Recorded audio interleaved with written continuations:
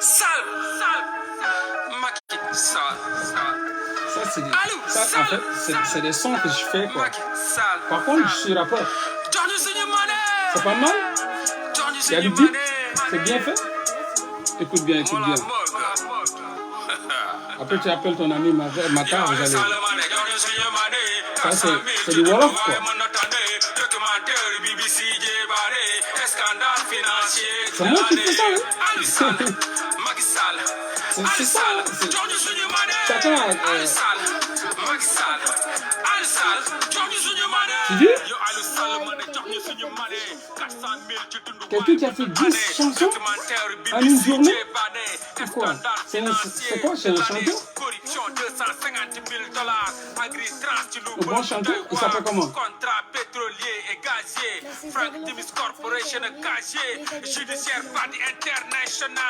Tu dis quoi?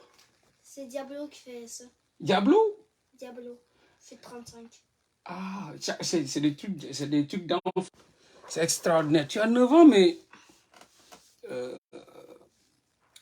vous avez cette capacité de réflexion. Bon, toi, tu me poses des questions vraiment pertinentes, quoi. J'arrive pas à y penser, hein.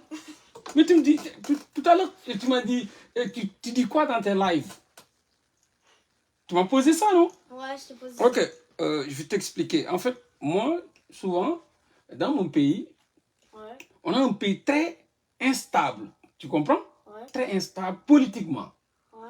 Et que ces gens-là, nos maudits dirigeants, Ouais. quand ils partent dans les pays européens ou bien en Amérique, Ouais. ils font savoir aux dirigeants européens ou américains Ok. que chez nous, il y a la démocratie, il y a la liberté, les gens pensent comme ils veulent et disent ce qu'ils pensent. Tandis que c'est archi faux.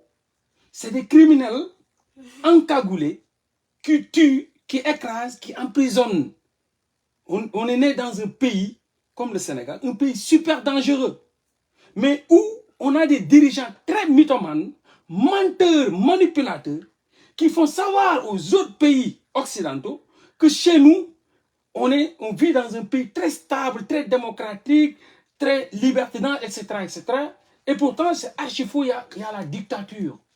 Donc, moi qui est là, qui est vraiment libre, bien protégé, qui me sent bien ici, Ouais. donc, vous savez, ici, c'est un pays de droit et de démocratie. Toi, tu en sais quelque chose. Tu es né ici, tu as grandi ici, Oui, tu es canadien. OK? Mais maintenant, moi, je suis en train d'expliquer aux citoyens sénégalais et à ceux qui sont ici ou partout dans le monde comment nous vivons chez nous. En vrai, c'est bien. Cette extrême terreur qui existe chez nous. Donc, moi, je suis en train de leur parler, de leur faire comprendre le vrai, réel problème du terrain. Donc, moi, mes lives sont d'ordre très politique. Ouais. Tu vois? Ouais. Vraiment, nous, dommage, on a de mauvais dirigeants, des voleurs qui signent des contrats pétroliers et gaziers. Tu sais, chez nous, le frère du président, hein? Ouais. OK? Son frère a signé nos contrats pétroliers et gaziers avec Franck Timis, un très grand voyou international. Ok. Oui. Qui est en ce moment cherché, qui est en train d'être, qui est cherché par le système américain, qui est cherché par l'Amérique, par le FBI, CIA et tout ça. Et pourtant, ce gars-là, le frère de notre président, de même père et de même mère, lui a signé des contrats, lui a légué nos ressources. On n'a que 10%. Imagine, chez toi, ton père, ta mère, moi je viens là-bas, Ouais. OK? Je suis un voyou, je suis reconnu voyou international, je viens chez toi, et que vous me léguez toute votre maison. Vous n'avez qu'une petite chambre où y habiter. Est-ce que toi, tu seras d'accord sur ça? Vous me léguez toute la maison. Vous habitez juste quelque part, juste dans la cuisine. Est-ce que tu vas accepter ça? Non. Non. Donc, c'est ça, nous, on vit ça. C'est exactement ce qu'on vit chez nous. Ah. Ils ont légué nos terres, ils ont arraché nos terres, ils ont légué, ils ont donné ça aux impérialistes. C'est pas bien faire ça. Ouais, exactement. C'est pour cela que quand vous venez ici et que vous me voyez parler, faire des lives, c'est pour ça. Mais c'est bien de faire ça. Voilà, c'est bien de faire ça parce que nous, là-bas, il n'y a pas de démocratie, c'est des voyous. C'est des voyous, de vrais criminels. Tu vois? Genre, ils te laissent dans la cuisine, puis il y a plein de gens qui Exactement. gardent le reste pour rien que pour eux. Exactement. Vous avez tout. Chez nous, des enfants comme toi, 9 ans, ils n'ont rien. Ils ne peuvent même pas discuter avec des grands. Ils ne peuvent même pas discuter avec leurs parents. Leurs parents n'ont même pas de temps de les éduquer. Ils sont toujours en quête de pitance journalière. Toujours en quête de quoi se mettre sous les dents ou de donner aux enfants. Donc, ils n'ont pas cette chance d'être bien éduqués, bien protégés. Chez nous, il n'y a pas des... Comme ce que vous avez ici, vous avez partout, le gouvernement vous a légué des espaces de jouissance, ou bien des espaces de jeu gratuits. Vous avez des piscines gratuites, des piscines municipaux. Hein? Ouais. Les piscines municipales, vous avez des jeux, vous avez tout. Eux, ils n'ont même pas d'espace vert. Dans mon pays, on n'a même pas d'espace vert. Oh mon Dieu, regarde comment tu me regardes. Tu as été ébahi. Hein? Ouais. On n'a pas d'espace vert. Moi, Dans je tout le repense. pays, on n'a pas d'espace vert. Vous avez vu ici, partout, il y a des espaces verts. Moi, j'ai rien. Partout où tu veux, tu joues. On vous a tout donné. Le gouvernement vous a tout donné. Il est parti même arracher des choses extérieures et est venu vous les donner. Parce que vous êtes ses fils. Il veut que vous soyez en paix, vous soyez en sécurité. Il veut que vous soyez... Chez nous, ils ont tout arraché, ils ont donné ça au gouvernement, aux Occidentaux. On n'a rien du tout. Les petits, les enfants, les enfants de 8 ans, 9 ans sont écrasés. Ils n'ont rien, leur avenir est hypothéqué. C'est quand de faire ça. Hein? C'est quand de faire ça. C'est quand de faire ça. Ouais, je compte pas faire ça. Ils peuvent rien. C'est ce qui se passe dans mon pays, en fait. C'est des réalités, en fait. C'est des réalités. C'est ignominable. Vous ne pouvez pas imaginer comment nos gouvernements nous mentent. Comment ils nous manipulent. Comment ils volent nos ressources naturelles. Comment ils dilapident l'argent du contribuable. Comment ils dilapident les caisses de la nation. Après, il y a beaucoup de trucs qui... Ouais, ils sont en train de nous écouter. Hein. C'est pour cela, nous, on se bat pour se libérer, en fait, des chaînes. On se bat, on est en train de se battre pour se libérer des chaînes. Vous voyez, toi, tu as ton... Ici, vous jouez sur quoi à la télé? Vous jouez sur quoi? Quel genre de jeu? Moi, je joue pas vraiment sur la télé, mais je joue plus sur des jeux, des Wii U, des affaires du genre. Ok, c'est bien. Moi, j'ai pas eu cette chance. Là, tu me parles des choses que moi-même, j'ai vécu toute ma vie, que je sais même pas ce que tu dis. Nous, on regardait les Booba, les Frisquettes, tu connais même pas, hein, les D'Artagnan. On n'avait pas ça, on n'avait même pas la possibilité d'avoir, en fait, que nos parents nous lèguent une télé. Oui, non. La télé, t'inquiète, c'est triste, mais dans chaque foyer que tu pars, tu vois, il y a une seule télé. Et que c'est les grands, c'est les parents qui gèrent la télé, qui regardent la télé, les petits qui n'ont pas droit à la télé. Ils ne peuvent pas avoir la commande, ils ne peuvent pas choisir quelle chaîne regarder, rien du tout. Moi, j'ai une télécommande, je peux choisir n'importe quoi. Sérieux? Ouais. Chez toi, tu peux faire ce que tu veux, tu as ta télé. Ouais, par contre, ma télé, en ce moment, elle est buggée. Ah, ok, mais tu as une télé, quoi. Ouais, Tu as comment, tout? Ouais, j'ai... Ce que tu as. Et toi, tu es un simple citoyen, tu es un simple. Ok? Chez nous, c'est ce qu'ils ont ça, c'est nos autorités, les fils de nos autorités. Qui ont toute ces acquis, je dirais, ces possibilités.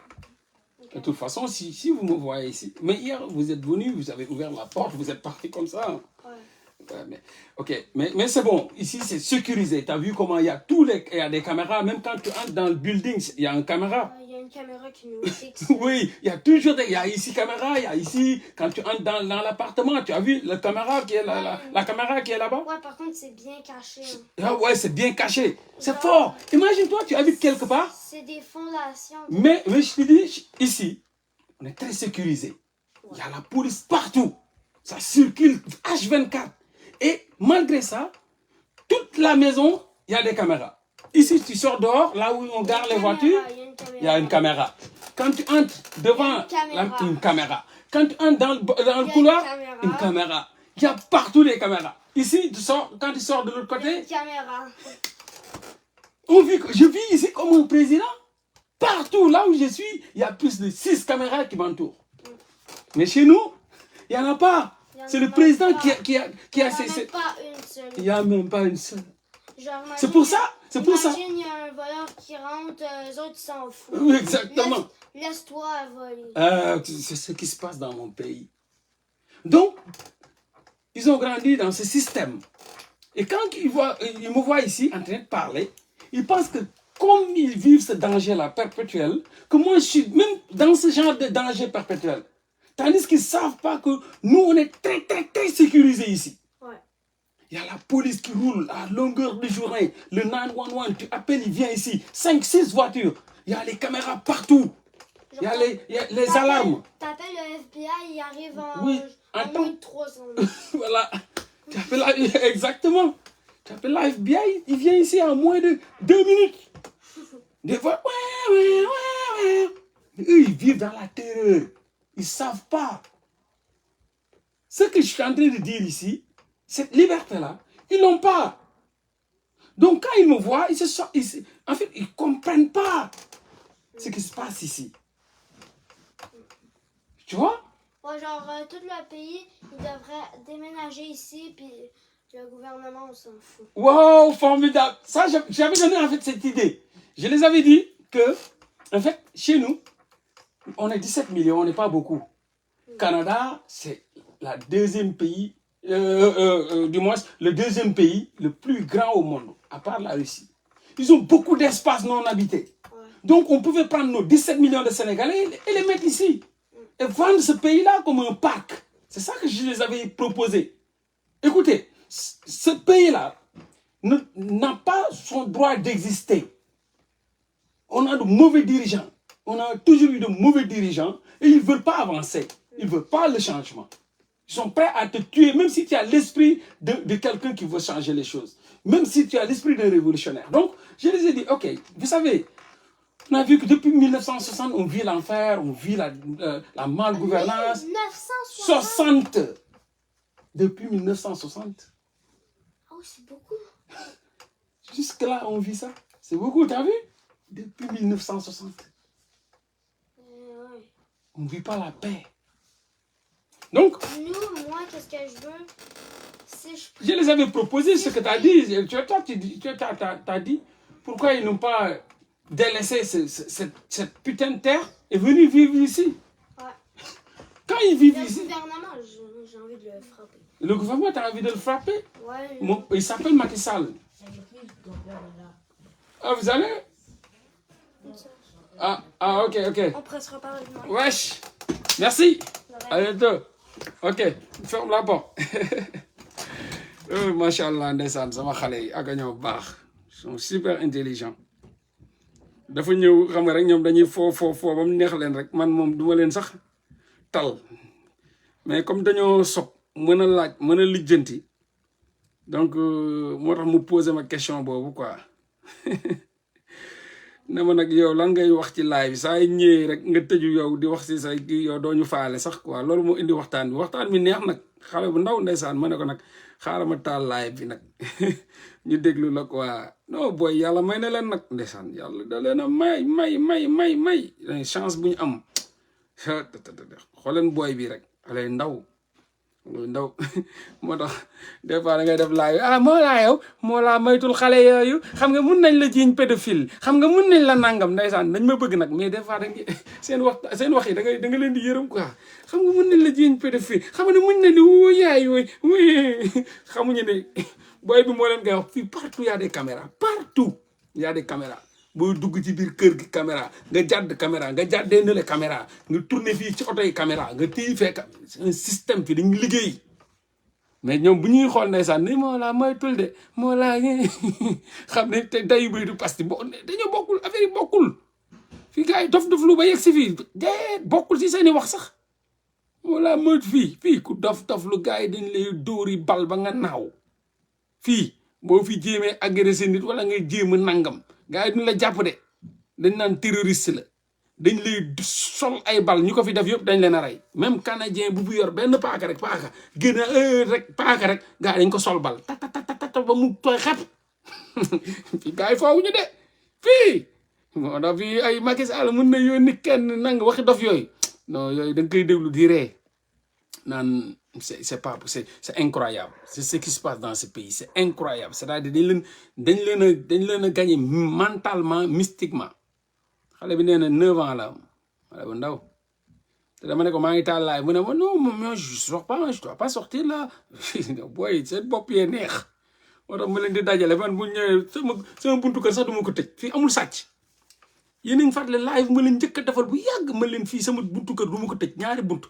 Canada yëpp ñaari buntu lay am fii du ma tëj sama buntu kër damay liggéey ba mu neex ma ñëw fii amul sàcc caméra yi fi am partout amul sàcc mun nga ubbi sa buntu kër yaa mbalang ku dugg dee amul sàcc soo fort sàcc amu fi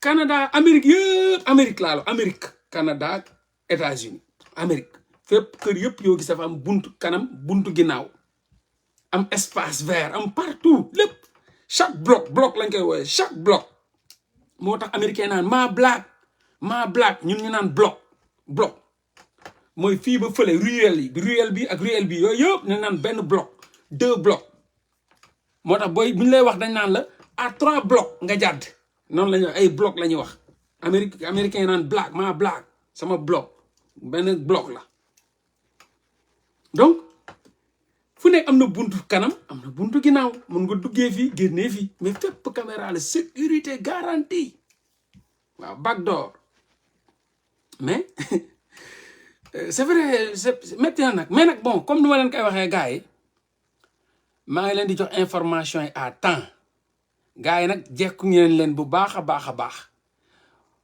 bu ñu am temps à la diversion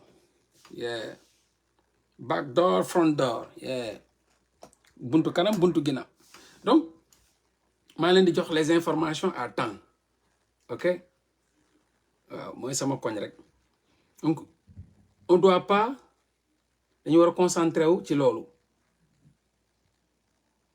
on doit pas en fait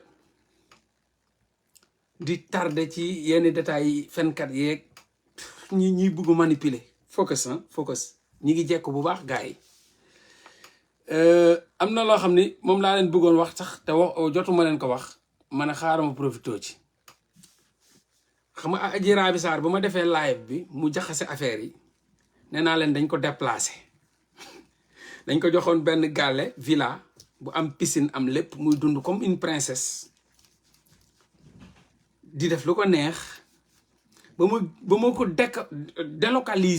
délocaliser mu jooy fa yuuxu fa tiit fa ngeen joxe numéro ngeen woote mu tiit yuuxu lu ne dal ko gouvernement bi woote nee nañ ko fa jëlee nu mu gën a gaawee fépp Adji Raby Sarr comme SDF Adji Raby Sarr comme kaña fépp la dëkk te fu mu dëkk ma déniché ko fu mu dëkk maa koy génne ci kër par kër fu mu ne nii am na fu ñu ko teg moom dinaa ko fa génne maa ko fay génne Adji Raby Sarr au nombre de 6 Adji Raby Sarr Mame Sène 2 gardes yi ak 2 personnes ñu au nombre de 6 ñi ngi leen yóbbu hôtel hôtel bi mi ngi tudd La Tanière Villa Metsi à Ngereng hôtel bu nommé La Tanière Villa Metsi à Ngereng foofu lañ fanaan guddi gi te Gabi ki nga xam ne mooy Gabi Sow ñoom Mamour Diallo gars yëpp dañuy suivre live yi de Adji Sarr day suivre Mamour Diallo Gabi ñëpp bay suivre Sénégal mu wërngal këpp dañuy suivre seen live Maam Sène mooy ku mu dëkkaloon Grand Yoff ñuy génn di farantu Maam Sène mooy xaritam bu mu dëkkaloon Grand Yoff en face Sogabek Grand Yoff bu ñuy farantoog di cagatoog ci lañ xamee madame Tall ci la Maam Sène kooku mooy xaritam kooku la indiwaat kooku la invité woon këram bañ def seen nu mu tuddati seen ceebu joolaa si vous vous rappelez kon Adji Sarr ngereng la fanaan jour boobu mercredi jàpp jeudi mercredi laa def live bi mercredi jàpp jeudi Adji Sarr mi ngi fanaan hôtel La Tanière Villa Mitsi à ngereng foofu la fanaan le lendemain bu mu fa fanaanee Adji Sarr elle avait dans son visage devant son boo ko xoolee sax da nga xam ni kii elle était épuisée dañ ko jekku trop épuisé très épuisé dama ko am nag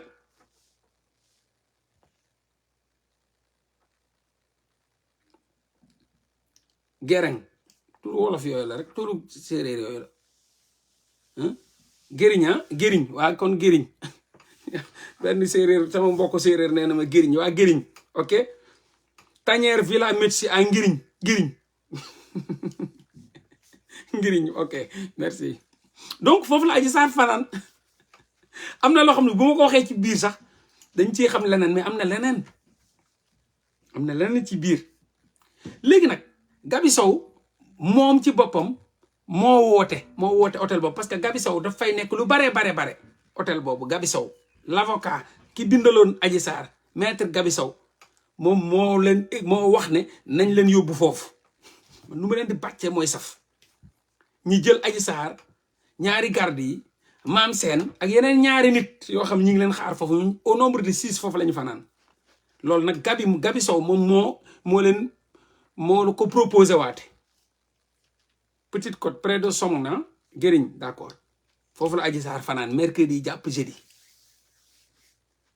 guddi gi yëpp maa ngi def tekk xam li ma xam dafa leen topp de doon du may nalaw guddi de sama radar yi guddi la ñuy dox guddi ndakaaru yëpp Guérigne avant ngàpparu ndakaaru yëpp laa topp ñëpp laa topp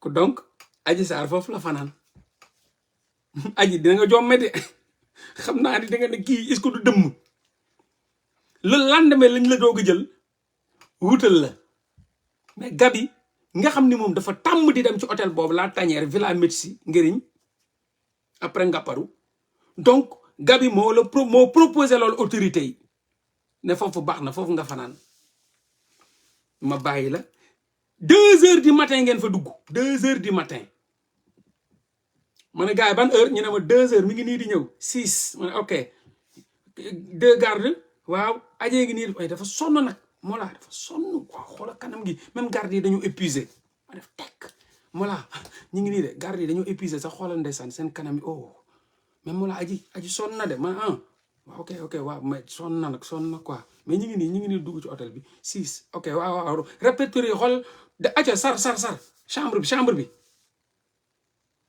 tak aji dugg ñu dugal chambre tak aji dugg xoola am na loo xam ne fekk ko fa mu génn laajte dugaat aji dugg chambre bi am lu mu wër gisu ko mu waaw ça amul kii dafa am manqué kii comme affaire jigéen rek après dugaat tak sama gars yi Mollah sar na 2 heures du matin lépp Mollah tak Mollah mission accomplie tak waaw génnal aco roceekul tak waa ji génn aca na set donc demain ban heure 8 heures dañu war a pointer ok guys 8 heures incha allah en attendant ñu topp leen ba heure bi ñuy génn foofu ñu topp leen toog di leen topp di topp ba aji bu muy jëlaat bagage am ba buñ koy jël di génn ba dugalaat ci oto ba taxaw aca gars yi aca waaw génnaat na de changé na yére sax lii la sol ok na ñi ngi jël oto bi ok waaw léegi fan la aca topp tak installé bien installé Mollah bien installé ok ma ne waaw ok guys waaw mais instant yi bul wax nag bul wax waaw bàyyil noonu ne ma fexeel nga ne leen aji delluwaat na ci appart boobu ma def publication la lendemain ne aji ñibbiwaat na fu mu nekkoon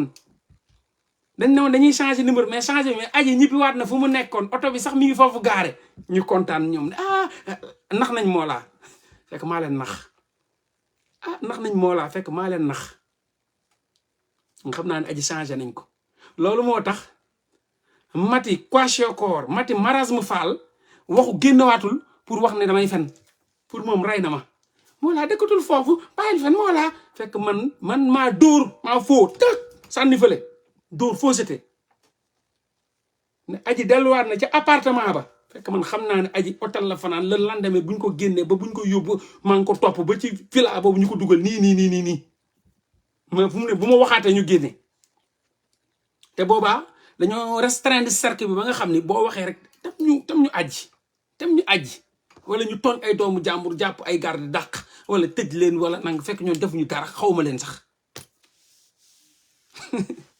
ma def tekk sànni ko ma faux pion laa ko sànni comme no de jeu d'échec la tak puus lekkal tak mu lekk tak am lekkal mu lekk tak lekkal mu lekk rang tuy match ba fin nga taxaw di ko xool puus rek tak da dóor co lekk am jëlal maa la ko jox am indil maa la ko jox mu ne tak am jëlal maa la ko jox tak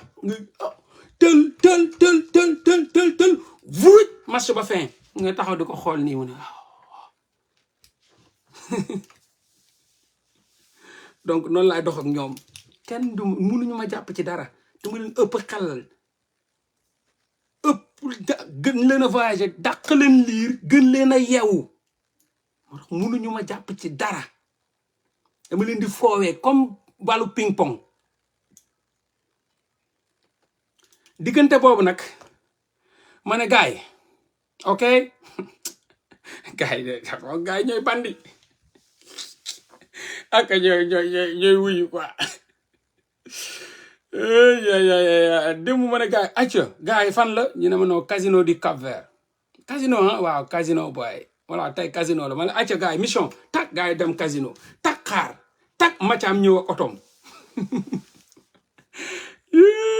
Mathiam ñëw otom gaare casino du Cap-Vert gaay fan la ñu ne zoom casino du Cap-Vert tak acca ñu toog xaar 18h 19h Mathiam na faraj chemise liquette bleu jean chaussure marron ñëw gaare Fiat noir mi Cooper ñëw gaare ko ci côté terrasse bi noonu tak gaare gaay na Mathiam tak Mollah Fiat noir génn na de gaay photo tak ok Fiat noir gaare na ko côté terrasse bi ok waaw lu mi Cooper ok d'accord génn na waaw mi ngi sol chemise liquette bleu ok jean bleu ok chaussure marron tak ok nice gars lan la tak Mathiam ñëw romb gars jaayee waay sama gars dugg ma tak ok tak topp guddi gi yëpp ba Mathiam bu muy tàggoo pour dem tàggu sama nigga si tak waaw ok kon gars tak doon fu benn caga xam naa caga bi tak gars yi ne tak acca Mathiam a ngi taal oto ma ok bàyyi leen mu jàll na see acca na see bàyyi leen tak acca gars yi ñu toog 3h du matin su tey ca kala nax booy Fiat Mini Cooper 3h du matin ñu gis Fatoumata Ndiaye Fouta Tampi tak gaare taxi ga Fatoumata Ndiaye Fouta Tampi tak casino du terre bi ter alerte man yëguma lu xew ndakate gars yi may dóor alerte tak mu tourné gis ay 50 appel manqué gars yi lan la lu xew mbaa jaam mooy ma la foo newoon lan la ñu ngi la doon woo Fatoumata Ndiaye Fouta Tampi 3h du matin dugg na dóor yor benn slim cigarette bi sew bi di dóor boo newoon ma ne may gars yi man dafa bëri info yi gars yi ndànk rek dafa bëri info yi dafa bëri gars yi calme suma waaw ok ñu ngi la doon woo waa dugg na comme yow bu ñu lay woo boobu jotuñu la xam nga wàcc na taxi xam nga mais instant yi mi ngi resto ñi ngi sar ma ne gars yi sar gars yi ne farat dugg fekk Fatoumata Ndiaye Fouta Tampi toog ñu commandé seen lekk moom ak kuñ naan mami ñaa ñoom ñëpp maa ngi moom yor naa dossier moom it gars yi aca photo kay rek tak photo ok ñu commandé ñu nekk ci restaurant bi di coow moo laa commande bi ñëw na gars yi ngi dóor Fatoumata Ndiaye Fouta Tampi bi leen waxoon ne dafa tampi toog moom en face ak xaritam bi ñu naan Mami Ñaa nga xam ne ak xaritam la boo xam ne am na jëkkër de mais da koy jël di ko may gars yi ñuy fréquenté casino du terre bi. ah gars yi ngi coog ma ne ok rombul leen ma ko tàppal ma ko ne ko bon appétit la manjante Fatoumata Ndiaye Fouta Tampani ma ne gars yi romb leen tàppal ma ko waaye ne ko bon appétit la manjante Fatoumata Ndiaye Fouta Tampani ngeen romb gars yi ok gars yi romb ci yàlla Fatoumata Ndiaye Fouta Tampani bon appétit ah merci Fatoumata Ndiaye Fouta Tampani ab manjante la di chaque jour mu taxaw fii jàpp Sénégal yi di dem casino di terre bi dafa taxawaalu di fa jouer loolu lañ ko jox ma ne sama beneen nigga bi dóor ko message mu ne ma ne ko waa dóor ko message ne ko ba xam jot nga xaalis bi message yëpp screenshot maa ngi ko yor fii de ko copain bi te yónneewu ko dara copain bi dóor ko benn mais tak Fatou naka mu nice jot nga xaalis mu ne ko ban xaalis si Fatou Mata Ndiaye mi ngi lekk de ban xaalis kooku ne ko non dugalal naa la si sa compte bi Wave bi gisaguma ko de gars yi ma ne screenshot gars yi da ko tak yónnee ma screenshot yi tak ma jot tak ok good mi ngi toog moom ci restaurant terre bi commandé di lekk ba mbàqali fees génn di leen fen di wax lu ko neex ñu dóor ko sama copain bi ma wax ko mu dóor message ne ko ba xam jot nga xaalis mu ne ko non jotaguma ko de ban xaalis kooku ne ko non bu ma dugal ci sa Wave bi pour aide bu mu ñëw non xoolaguma ko naa ko gars yi dóoral ma ko jox yónnee ma tey ñi sénégalais la ñuy foowee day jeex Sénégal barke Seydina Mohamed naa ko dakkal billaahi naa ko dakkal xeex bu ma nekk di def nii dama nee naa leen yéen toog leen di ma ñaanal ngeen nekk ci rek dinaa dakkal caaxaan bi ci Sénégal billaahi wallahi wa taala dinaa leen traqué un par un ba seen bàmmeel yi ñu may sénégalais yi jàmm ñu jàmmal sénégalais yi sama gars yi woo ko ci téléphone am tak téléphone bi di sonné nangul jël te mi ngi toog ci restaurant bi di jël téléphone bi def nii xool def ko nii gars yi dóor ko message dóor ko téléphone tak muy sonné mu jël ko def ko mu wàññi kii bi mu ne nii tak wàññi affaire bi tak mu wàññi volume bi def nii toog téléphone bi buy sonné day lumière bi day génn copain bu kooku sànni woon ko message di ko wax loolu di ko woo tar mu naan nii rek tar di lekk di ngeen bàyyi caaxaan Fatoumata Ndiaye Fouta Tampi boobu moo toog ak yéen Fouta Tampani toog ak yéen waaye sama tanta dafa doon daw daanu damm sama papa dafa foxot ci baaraam sama nijaay moom ndiggi leen a kaxaj waay dimbale leen ma waay jàppale leen ma te yàlla tax yéen ñi waa APR yéen da ngeen ma dul dimbale facture bi boo leen ma fayul ma deede ñu génne ma suba ngoon mi ngi casino di dóor gaa yëpp a daw ñi leen doon dimbale ñëpp a daw kenn buggutu ci takk c'est vrai de dëgg Antoine ñàkk jom da doon woo Fatoumata Ndiaye Fouta Tampi dafa rëy làmmiñ day dugg casino di teeru bi di wax ay waay góoru xombol na ngeen da ay waay monsieur le ministre di bëgg a woon waa teeru bi yëpp que moom ñàkk jom bii nga xam ne moom mooy seen ministre de l'intérieur bu ñàkk jom Antoine Félix ñàkk jom di ko woo billahi wallahi mu bëgg a woon teeru bi yëpp que Antoine ñàkk jom moo may woo di yuuxu ci teeru bi waay góoru xombol ay waay monsieur le ministre namm naa la waaye lépp jàmm yore ab cigarette am namm naa la am na foo xam ne foofu la ñuy toxee waaye sant yàlla lépp jàmm maa ngi nii waaw kay maa ngi teeru bi moo tax dégguma la bu baax góoru xombol di ko woo mais ma commencé di leen bàcc léegi bàcc yi tar ba léegi ñoom góoru xombol léegi dafa xaw a rocceeku waaj fu nekk nii pour mu jot ko problème la góoru xombol dañuy taxawaalu rek parce que dama leen a wër xam nga ñaar renseignements généraux yi ñoom léegi lu ci neex mooy ñoom ñaari papier la ñuy jox dañuy wër guddi gi yëpp noté lépp jël ñaari feuille jox benn gouvernement bi yónnee ma benn looloo ci neex jox benn gouvernement bi yónnee ma benn moo laa jot nga copie ma ne waaye jot naa koy ok let's go man jot nga copie waaw jot naa copie ma ne ok nañ dem let's go dëkk bii dinaa ko régler de yéen déglu leen ma rek wóor na yàlla dinaa ko régler ba mu ne cocc Fatoumata Ndiaye Fouta Tampi jeudi yow Adji Sarr bu ma koy dóor muy daw di wëri fu mu fanaan yow boobu yow yaa ngi teeru bi di taxawaalu yaa ngi casino di teeru bi di taxaw boobu Adji Sarr moom mi ngi sonn ñàkkutooy xet mais xanaa yéene woo ko woon loolu Adji Sarr di taxawaalu di ak ay bagaasam ñuy wër fu mu nekk yow nga nekk ci casino teeru bi di taxawaale yow ak Mami Ñaa di ngeen yem de yéen di ngeen yem de ak tux cigarette du naan sàngara nag du naan sàngara man moom du ma fenal kenn Fatoumata Ndiaye toxkatu cigarette la mais sàngara moom sama gars yi nee nañ ma noo du naan voilà waaw gars yi bu ñu leen joxee benn copie rek jox ma benn copie ñu téye teg donc gars yi foofu laa yem ak yéen ba suba ak jàmm ci opération rëbb dëmm en attendant ma préparer ko parce que ay dossiers yu graaw moo ñoo ci nekk ay dossiers yu graaw suba moom incha allah comme ni ma leen ko waxee bu soobee yàlla di ngeen am suba ma cuucu fay di ngeen am suba incha allah bu soobee yàlla di ngeen am maanaam lii di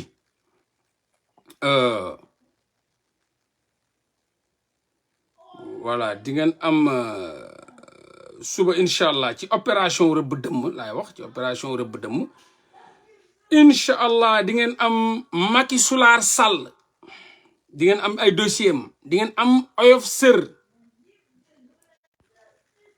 di ngeen am oyof sër fay suba incha allah di ngeen am Macky Sall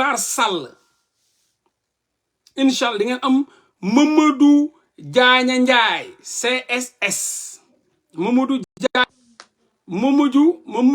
Diagne Ndiaye à la barre.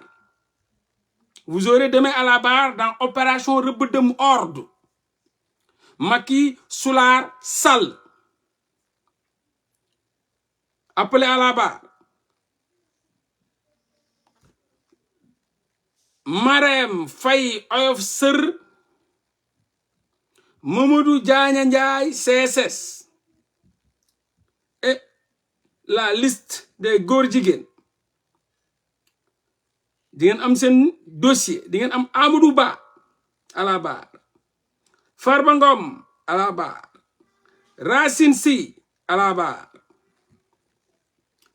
Malick Seck le frère de Marème Faye Sall oyof sër à la barre di nga am El Hadj Dia à la barre Thierno Ba Ndom à la barre Mathioutou Faye à la barre Moustapha Diop et son chauffeur Bamba Amar à la barre Doudou Ka à la barre et tout sur le rapport définitif des fonds du Covid business Corona business.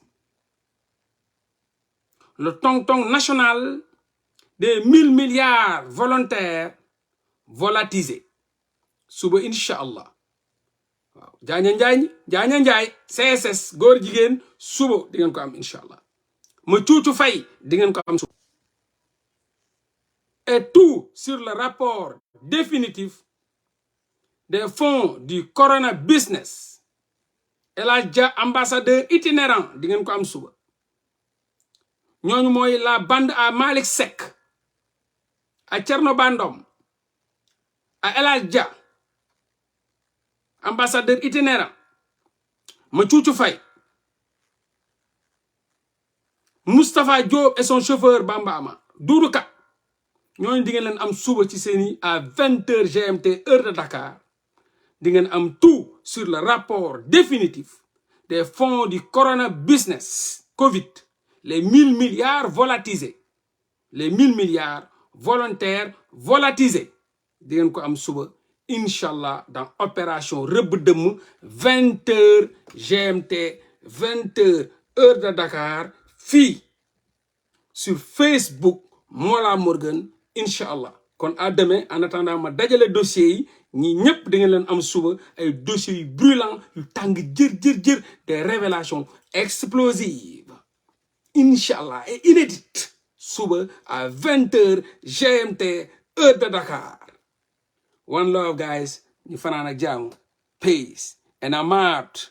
Rapport bi kum ci génne di ngeen ko gis di ngeen gis ay Diouf Sarr di ngeen ci gis Bamba Amar di ngeen ci gis Mamadou Ngom ñaa di Dage Sport ñëpp bu ma leen waxee rek dossier boobu rek moom mooy fond Covid bi di ngeen ci gis ñoo ñëpp donc one love à demain et di wax Nit Doff mon ami mon frère d'armes Nit Doff kii la di ko encourager di ko wax ni sois fort bro te man xam naa ni ku fort nga te xam naa ni ku am abnégation nga ku gëm sa bopp nga ku wóolu yàlla nga di la wax ni sois fort la vérité viendra et inchallah on aura la vérité et inchallah on va changer les choses dëgg mooy vaincre di la wax ni kii la yow xam naa ni góor nga jàmbaar nga patriote nga nañ taxaw dëggal suñ bopp jëmmal suñ bopp di la encourager encore di la mastaw di la wax ni ndam day am kii la ndam day am kii la ndam day am te yàggatul soreetul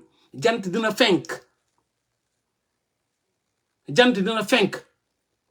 bés dina jot ñun dinañ am ndam lu rëy ci kaw suuf di wax ki nga xam ni moom mooy kii la courage et abnégation di wax ki nga xam ni mooy Cheikh Omar Diagne courage et abnégation ndam day am di wax ki nga xam ni moom mooy Karim Xurum Xaq courage et abnégation di ko wax bépp prisonnier politique bépp otage politique courage et abnégation ndam day am incha allah Dieu est avec nous Dieu ne dort pas le pouvoir rend fou mais bés dina mës a ñëw dinañ am ndam ci kaw ñi nga xam ne ñooy noonu république bi ñi nga xam ne ñooy noonu nation bi incha allah kon nag soyons forts et l'effort fait les forts.